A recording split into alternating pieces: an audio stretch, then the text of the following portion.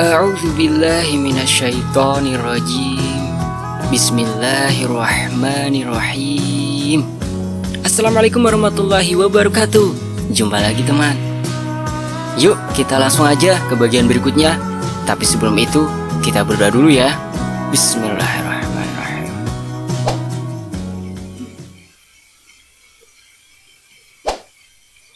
Amin. Oke, kita lanjut.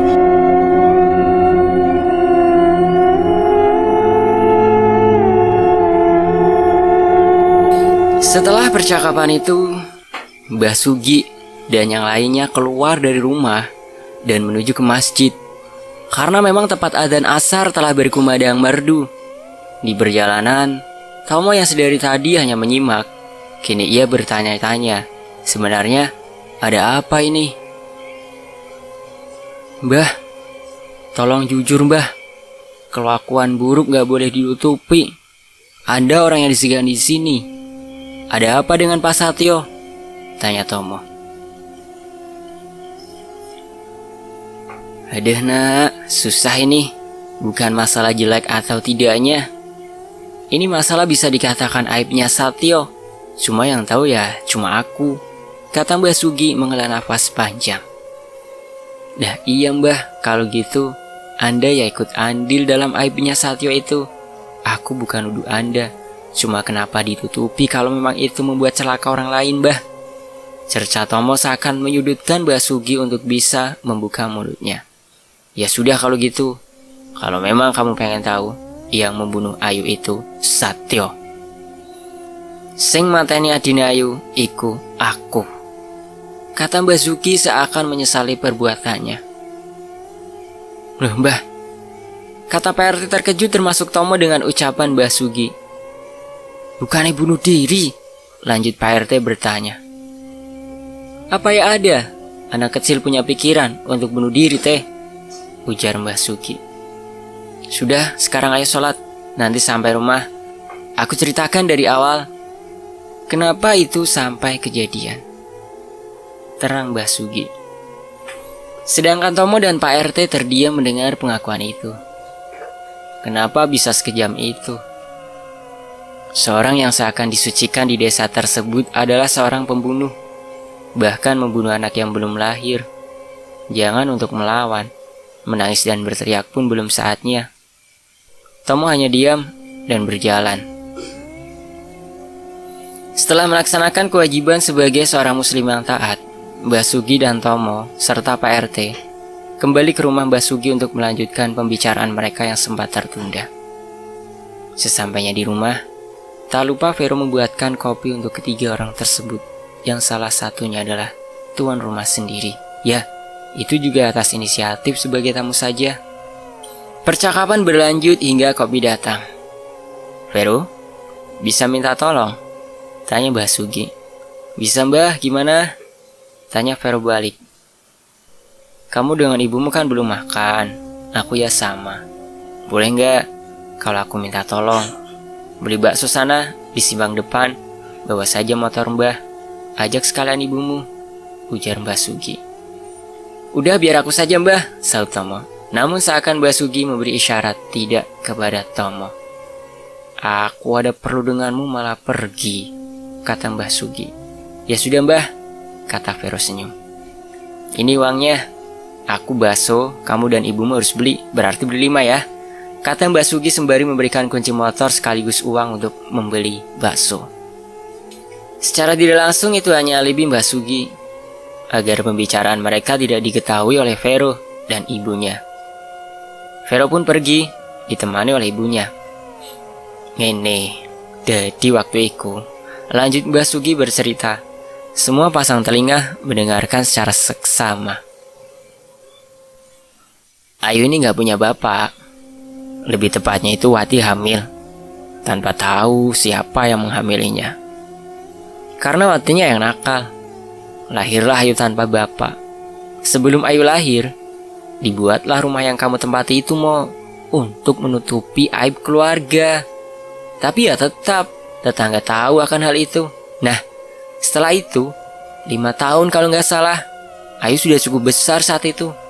Ternyata Wati hamil lagi. Ya lagi, tanpa tahu siapa lelakinya. Ketahuanlah oleh Satyo ketika usia kandungan 5 bulanan itu. Kesetananlah Satyo gak jelas. Marah mengetahui hal itu. Karena Satyo bisa dibilang orang kaya di kampung ini. Jadi ya malulah kalau ada yang tahu. Tapi ya lagi, tetangga tetap tahu aib itu. Akhirnya Satyo minta kepada aku untuk menggugurkan kandungannya. Lebih tepatnya istriku yang membunuh anaknya, Wati. Si Ayu tahu kalau adiknya mati karena dikubur di belakang halaman. Lantaran Ayu tidak dianggap oleh Satyo sebagai cucu, dipukullah dia menggunakan cangkul yang digunakan untuk menggali kuburan itu. Matilah Ayu di situ. Innalillahi. Tapi pintarnya Satyo, Ayu sengaja digantung. Yang sebelumnya lukanya dibersihkan agar tidak ada yang tahu bahwa sebenarnya Ayu dibunuh. Hebohlah satu desa, ya kan teh? Tarang Basugi bercerita panjang lebar. Pak RT dan Tomo menyimak dengan seksama, tanpa menyela satupun. Aku yang nyesel, udah mengiyakan ucapan Satyo. Tapi namanya nyesel ya pasti di akhir. Cuma matinya Ayulah yang bisa tertutup sampai sekarang. Lanjut Basugi sembari menyeruput kopinya yang mulai dingin. Vero sudah balik. Ayo makan, kita siapkan nanti malam, kata Mbah Sugi lagi. Karena memang Vero sudah kembali dan memang Mbah Sugi sudah lapar saat itu. Mereka berlima makan bersama sembari menunggu kehadiran malam untuk menyelesaikan masalah itu. Dan harus selesai malam itu juga. Malam itu, selepas makan malam, berkumandanglah adzan Isya. Suaranya merdu, menggelegar di setiap penjuru desa. Basugi dan Tomo bergegas mengambil air wudhu dan sholat berjamaah di rumah bersama dengan yang lainnya pula. Setelah kejadian malam itu, Tomo hanya kembali ke rumah sekedar untuk mengambil pakaian dan mandi saja. Orang yang dulunya berani kini sedikit takut dengan hal gaib semacamnya.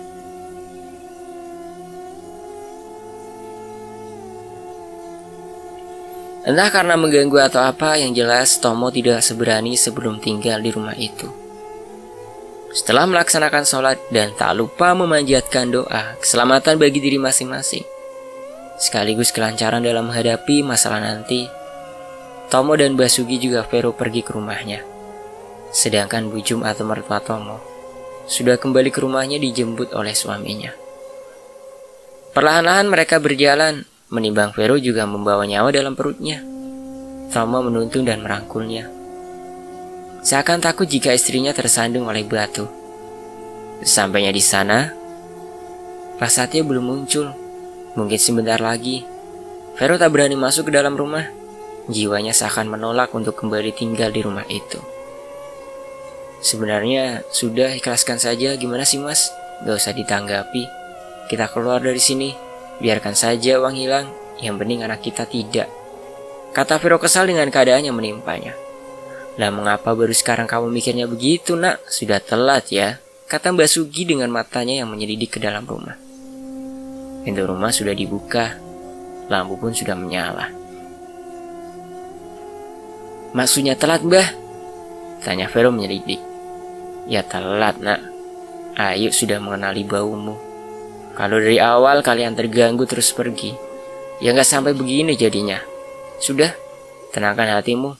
Selesai ini kamu aman, anakmu juga. Tarang Basugi menenangkan Vero. Tomo hanya diam dan merangkul Vero. Kemudian, ada sesuatu yang menggebrak benda di dalam rumah. Cukup keras. Tak ada yang bersuara. Lagi, dan lagi. Barang-barang di rumah seakan saling beradu satu sama lain, hingga menghasilkan suara gaduh dari dalam. Basugi masuk ke dalam rumah dan memeriksa apa yang terjadi. Mana adikku? Bentak Ayu yang saat itu mendadak muncul di depan Basugi. Minta sama ibumu nak, sebentar lagi, ibumu datang. Jawab Basugi tenang. Perlahan Ayu menghilang dari tatapan Basugi. Bocah gendeng, sama kayak ibunya. Gerutu Basugi lirih. Basugi kembali keluar menemui Tomo dan Vero yang saat itu sedang duduk di teras. Selang beberapa saat, Ayu muncul dengan suara menggelegar di telinga mereka bertiga. "Aku gak mau menunggu," kata Ayu dengan suara khasnya yang kecil, serupa bocah yang masih imut-imut. Tamu melihatnya. Ia berdiri di ujung tembok. Raut wajahnya yang menggambarkan amarah yang tak terkendali, dan senyumnya yang sangat membuat Tamu begidik ngeri untuk terus menatapnya. Tak lama kemudian setelah hal itu terjadi, datanglah Satyo bersama dengan anaknya, Wati.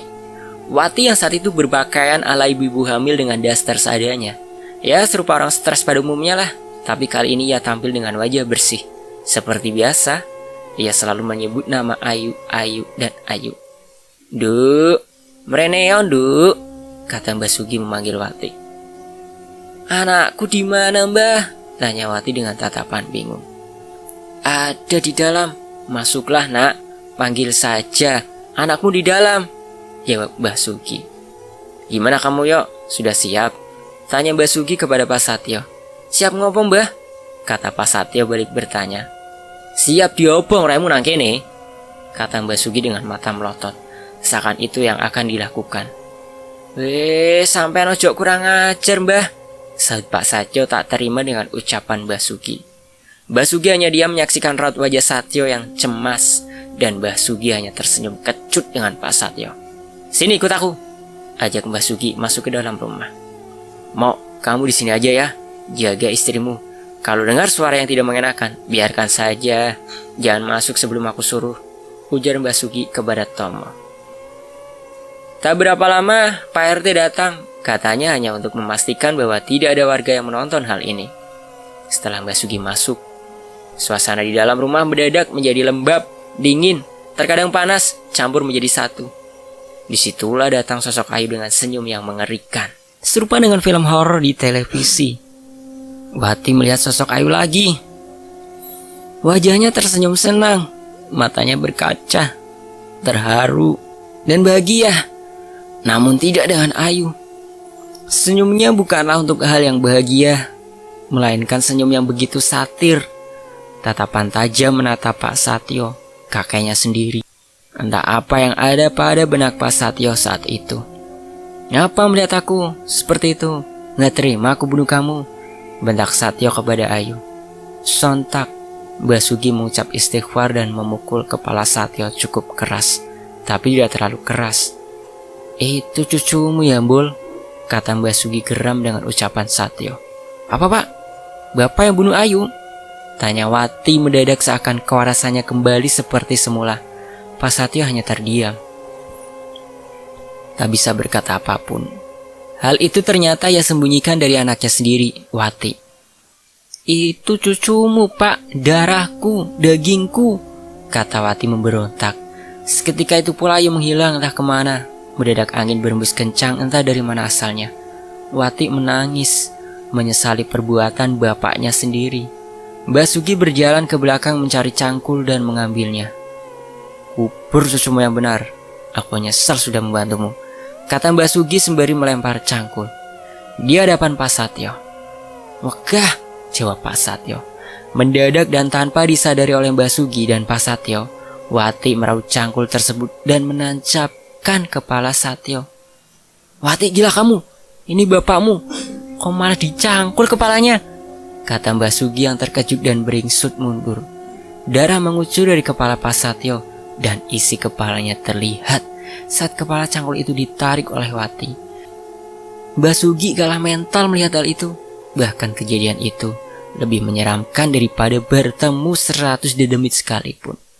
Hal itu sangat membekas di ingatan Mbah Sugi. "Aku Ayu," kata Wati sembari tertawa. Ya, ternyata itu adalah Ayu yang meminjam raga Wati. "Sekarang aman adikku," lanjut Ayu berkata dengan suara Wati, bertanya kembali tentang adiknya.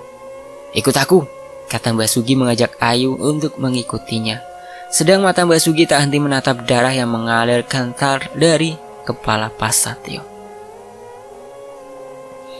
"Adikmu ada di dalam sini. Kalau kamu mau bawa adikmu, ini bongkar saja. Adikmu ada di dalam kuburan ini," kata Mbah Sugi sembari membuka papan yang ternyata selama ini menutupi kuburan anaknya Wati yang belum sempat diberi nama itu. Melihat betapa bahayanya Ayu ketika meminjam Ragawati, akhirnya Basuki berinisiatif untuk meraih cangkul tersebut dan mulai menggali. Ternyata galian itu tidak terlalu dalam, bahkan 1 meter pun tidak sampai.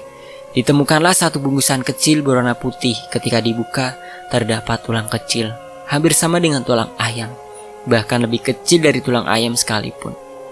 "Besok kita antarkan adikmu ya, nanti aku taruh di sebelah rumahmu," terang Basuki menenangkan Wati. "Matur suwun," kata Ayu lirih, dan pergi dari tubuh Wati. Wati pun mendadak tak sadarkan diri. Basuki memanggil Vero dan Tomo untuk masuk ke dalam rumah dan Pak RT mengikutinya. "Astagfirullah, ya Allah mas," kata Vero terkejut melihat darah dan kepala dengan luka yang menganga. Tentu saja yang lainnya juga sama terkejut dengan apa yang mereka lihat. Basuki datang dari arah belakang dengan membawa bungkusan kecil. "Ayu yang macul kepalanya," kata Basuki sedikit bergidik melihat darah yang melimpah. "Sudah, jangan dilihat, Vero dan Tomo sudah aman," lanjut Basuki. Sedang Vero masih menangis di pelukan Tomo. "Teh, aku minta tolong sama kamu, umumkan di masjid kalau Satyo mati," kata Basuki. "Nggih mbah," jawab Pak RT yang masih melihat Satyo yang terkapar bermandikan darah di kepalanya. "Vero dan Tomo, carilah kontrakan lainnya. Masalah ganti rugi besok diurus dengan saudaranya Satyo," kata Basuki kepada Tomo dan Vero. Ayu sudah ketemu adiknya, tapi nggak menutup kemungkinan dia bakal kembali. Malah bisa jadi tinggal selamanya di rumah ini, lanjut Basuki menerangkan. "Nggih mbah, matur suwun," jawab Tomo tanpa senyum. Malam itulah akhir dari hidup Satyo yang tidak mau mengakui cucunya. Keesokan paginya, selepas subuh dan sesuai instruksi Basuki, diumumkanlah kepada warga bahwa Satyo meninggal. Tentu saja warga bertanya-tanya akan hal itu. Jelas saja mereka aku tahu. Basuki memberi penjelasan kepada warga untuk tidak membicarakan kejadian naas itu kepada desa lain atau kepada yang belum tahu, karena itu adalah aib yang harus dijaga bersama. Sedangkan Wati, setelah penguburan jenazah bapaknya dan juga anaknya, Wati dibawa ke kota sebelah untuk dimasukkan ke dalam rumah sakit jiwa. Hingga sekarang Wati masih berada di kamar yang sama, di rumah sakit jiwa yang sama. Tak banyak informasi yang dapat diambil dari Wati. Namun setelah kejadian naas itu, rumah itu sengaja dibuat kosong. Hingga pada tahun 2014-an, rumah tersebut dibuat sebagai kantor distribusi. Ayu masih sering menampakkan diri dengan orang yang berada di sekitar rumah, tapi lebih kerap menampakkan diri kepada perempuan yang sedang hamil. Vero dan Tomo kini sudah memiliki rumah sendiri dan tidak lagi berada di desa tersebut. Bahkan mereka pindah ke kota sebelah. Sesekali Tomo sering melihat bayangan Ayu tersenyum, sama saat ia melihat Ayu tersenyum seram kali pertamanya di teras rumah. Begitupun dengan Vero. Vero melahirkan anak tersebut dengan normal dan kini tumbuh menjadi anak yang lucu. Saat ini umurnya sudah menginjak 10 tahunan kurang dan anaknya perempuan. Selesai. Terima kasih ya kalian sudah menyimak cerita dari penulis ini. Semoga kita masih bisa dipertemukan dengan kisah lainnya. Maaf ya jika cerita ini tidak terlalu seram atau bahkan tidak seram. Penulis hanya mengutarakan apa yang penulis dengar dari narasumber. Dan maaf jika triknya sedikit amburadul, semua di luar dugaan penulis. Jika ada hikmah atau pelajaran yang bisa diambil pada cerita ini, maka pelajari apa yang harusnya dipelajari. Buang jauh perkataannya tidak baik. Jika ada pula yang bertemu dengan Ayu, mungkin dia sedang ingin bermain denganmu. Jangan lupa berwudu ya kalau sebelum tidur dan baca doa. Dan akhir kata, Admin undur diri. Sampai jumpa di kisah lainnya. Wassalamualaikum warahmatullahi wabarakatuh.